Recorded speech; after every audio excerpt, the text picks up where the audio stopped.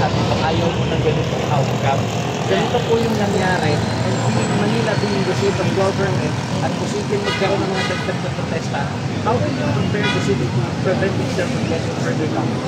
We are welcome to Manila and express constraints and rights. Manila, public plaza. They don't have the right to destroy properties, private and public. Hindi makuha ng Gusto nila ng pagyan ng Manila. Kasi nila ay property. Sir Awi. Kaya makikita mo yung madaling i-differentiate yung rallyista na nagagalit sa pamahalaan, dala ng kakulangan at pagpapabayaan sa pamahalaan. Yung namang mga gustong sumikat, o ngayon, sisikat kayo ngayong gabi, sisikat kayo sa mga darating na araw. Dahil you will see the light of the world.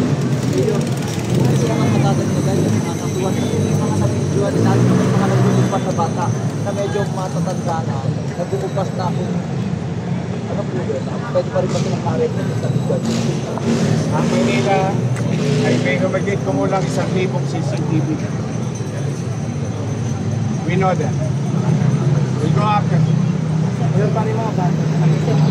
Nakakalungkot. Good thing that you asked that. We'll do our best to clean up the mess. And we'll try to fix that mga poste at hindi. And ironically, galit tayo sa mga nang walang hiya sa kaban ng bayan. O gagasusin natin bukas pabalik ng bayan. Kasi kailangan. It doesn't make sense. But be that as it may, we will pursue legal way and charge the city government. Yung may sinunod din daw mayor na tulis na po. Yes. Ilan po? Yung isa na dyan. May coordination na po ba yung mga private establishment na hotel sa lugar natin sa inyo sa... They are being investigated now. There's it.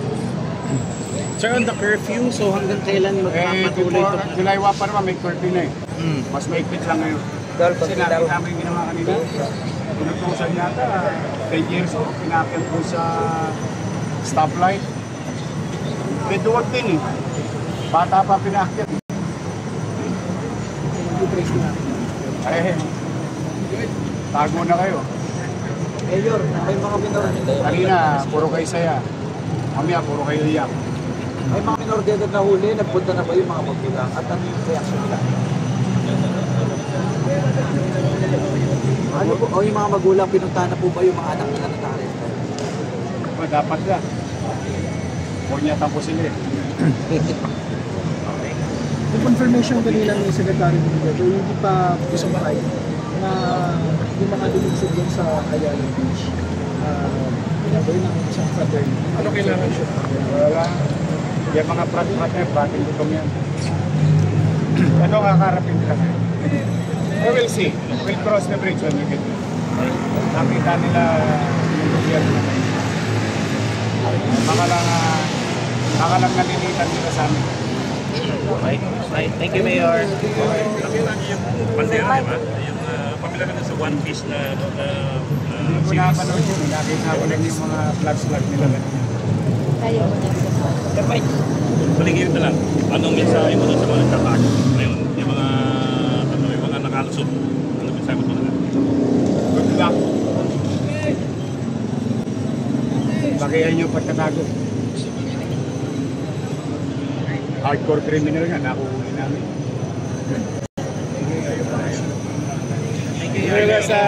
For the meantime, to end this interview, to the people of Manila, at least ako hindi nagkulang, 2 linggo na, sabi mo nga, Paulo. At noong Biyernes, ako nananawagan. Sa Manila, malaya sila na masabi yung gusto nilang masabi. Hinaing man, panawagan man sa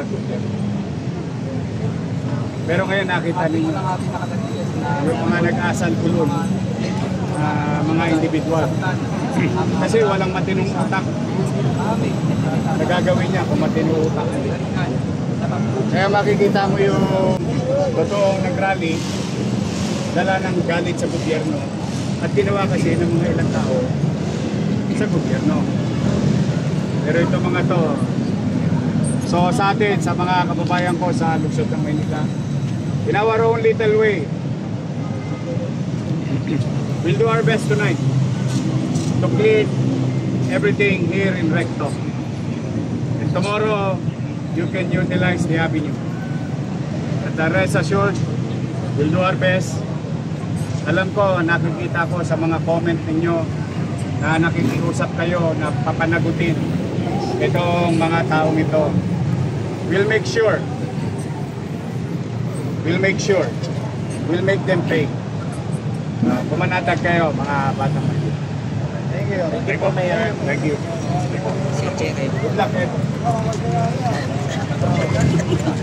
God bless Mayor.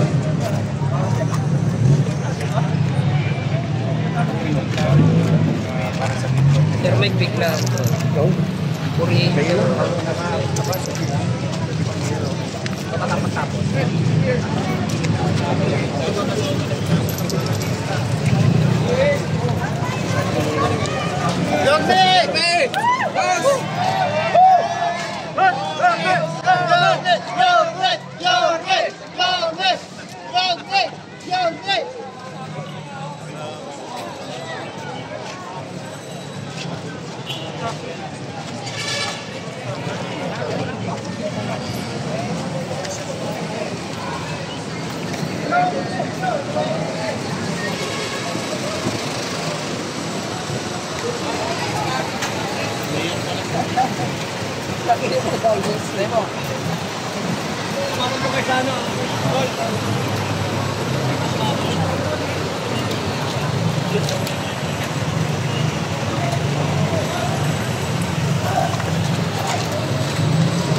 Thank you sa inyo.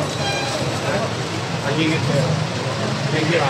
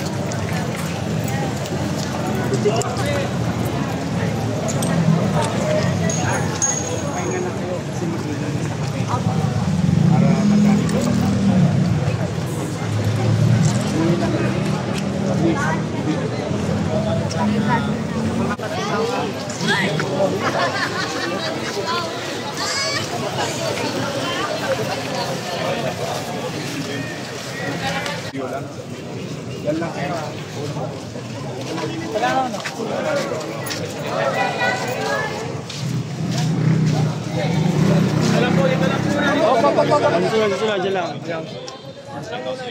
Okay.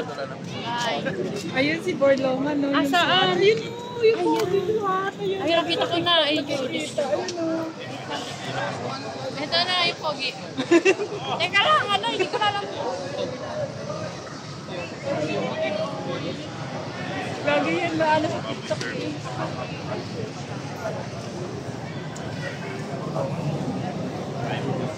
Pogi nga pala talaga.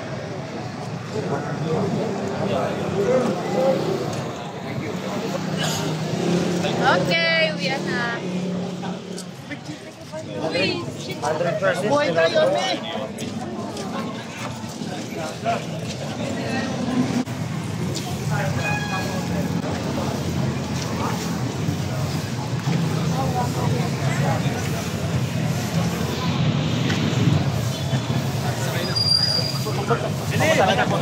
Eh!